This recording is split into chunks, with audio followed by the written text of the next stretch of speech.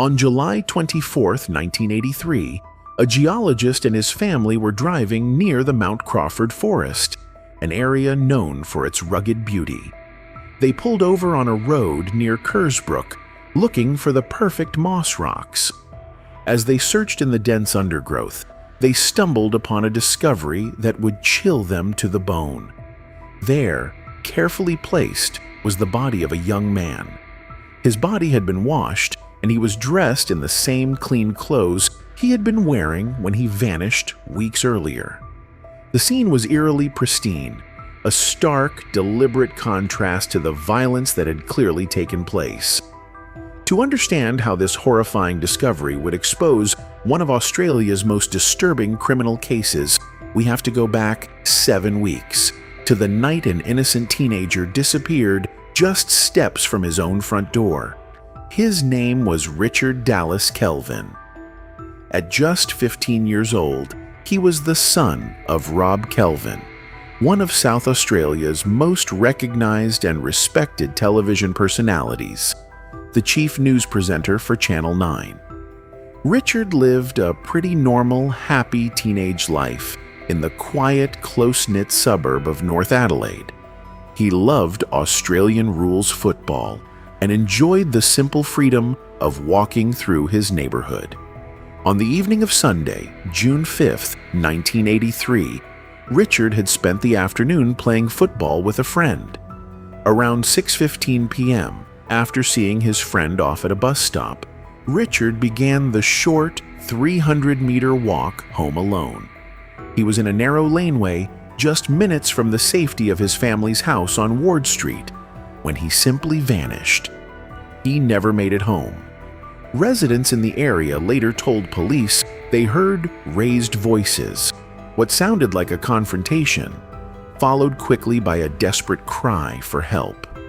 Moments later, they heard car doors slamming shut and a vehicle with an unusually loud exhaust speeding away into the night. The entire event was over in seconds. From the beginning, investigators were troubled. They believed it would have been nearly impossible for one person to overpower an athletic 15-year-old, force him into a car, and escape so quickly. The witness accounts of hearing more than one voice only solidified their fear. Richard hadn't been taken by one person, but by a group. For 7 agonizing weeks, the Kelvin family and the police searched, but there was no sign of Richard. That is, until the family looking for moss rocks made their grim discovery on July 24th. Police were called to the remote area, and the body was quickly identified as the missing son of the famous news anchor. The news sent a shockwave across the entire nation. The post-mortem examination unveiled a horror story that was far worse than anyone could have imagined. Forensic evidence suggested Richard had been held captive and kept alive for a significant portion of the 7 weeks he was missing, possibly around 5 weeks. The cause of death was exsanguination, massive blood loss, from catastrophic internal injuries caused by the forceful insertion of a blunt object. He had also suffered blows to his head and back, and a front tooth was fractured around the time of his death. But perhaps the most disturbing detail came from the toxicology report. Richard's system contained alcohol and a cocktail of at least 5 different sedative and hypnotic drugs: Mandrax, Noctec, Amital, Valium, and Rohypnol. The presence of so many different drugs, likely cycled over a period of weeks, painted a terrifying picture of his captivity. His captors had systematically drugged him to keep him subdued and compliant, while they subjected him to unspeakable torture. The state of his body was also a critical clue. He had been washed and redressed in his original clothes, a calculated attempt to destroy forensic evidence. But the killers made a mistake. The investigation pivoted on one of the drugs found in Richard's system: Mandrax. By 1983, Mandrax was a tightly regulated drug in Australia, and police began the painstaking process of tracing prescriptions. That trail led them straight to one man, a 37-year-old accountant named Bevan Spencer von Einem. Von Einem wasn't a new name to the police. He lived with his mother in the suburb of Paradise, and his name had already come up in inquiries into the suspicious deaths of other young men in the Adelaide area. 4 days after Richard's body was found, police brought von Einem in for questioning. He claimed he'd been home with the flu on the night Richard was taken and had never even met the boy. Police were skeptical. They got a search warrant for his house. Inside, they found a bottle of Mandrax tablets and, hidden behind a wardrobe, a bottle of Noctec, another of the drugs found in Richard's body. Investigators meticulously collected fibers from the carpets, furniture, and bedding, along with hair and blood samples from von Einem himself.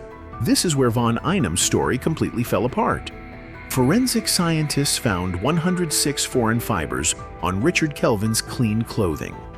Under a microscope, these fibers were a perfect match for the fibers from the carpets and upholstery in Bevan Spencer von Einem's home. The sheer volume of fibers proved that Richard had spent a significant amount of time there. It wasn't just a brief encounter. On top of that, 7 human hairs found on Richard's body were microscopically consistent with von Einem's own hair.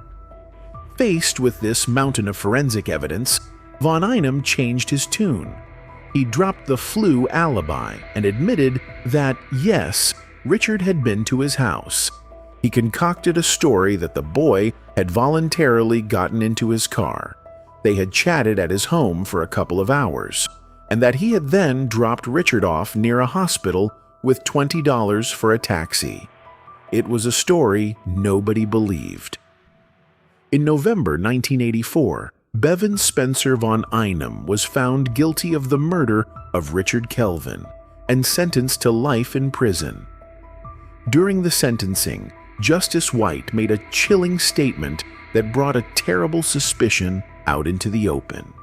He described the crime as having added a new dimension to murder in the state and said, "I have no doubt von Einem was party to a cruel, bizarre, and long-standing imprisonment by sexual deviants." He was openly saying that von Einem did not act alone. The evidence for multiple perpetrators was overwhelming. First, there were the witnesses who heard more than one voice during the abduction. Then there was the abduction itself, too fast and efficient for one person. The logistics of holding a teenager captive for weeks, managing a complex cycle of 5 different sedatives, and then disposing of the body all pointed to a coordinated effort. Police believed washing and redressing the body would have likely required at least 2 people. They were convinced von Einem was part of a group they had dubbed the Family, a network of men they believed were responsible for a series of horrific murders of young men and boys in Adelaide between 1979 and 1983. Richard Kelvin's murder was the 5th and final murder attributed by police to this group. The other victims, Alan Barnes, Neil Muir, Peter Stogneff, and Mark Langley, had all suffered similar fates involving abduction, drugging, and sexual violence. Police came to believe von Einem's role was that of the pickup man, tasked with procuring boys for the group's sadistic rituals. Bevan Spencer von Einem died in prison from natural causes on December 5, 2025, at the age of 79. He went to his grave without ever naming his accomplices, taking the full truth of what happened to Richard Kelvin with him. While one man was held legally responsible, the justice system itself acknowledged that others were involved. The murders of Alan Barnes, Neil Muir, Peter Stogneff, and Mark Langley remain officially unsolved. For the Kelvin family, the conviction of one man could never erase the horror of what was done to their son, nor could it answer the questions that still linger. The story that began with a family looking for moss rocks ended with the unsettling reality that a secret group of predators had operated with impunity in their city. A reward of $1 million Australian dollars has been offered for information leading to the conviction of anyone else involved in the abduction and murder of Richard Kelvin.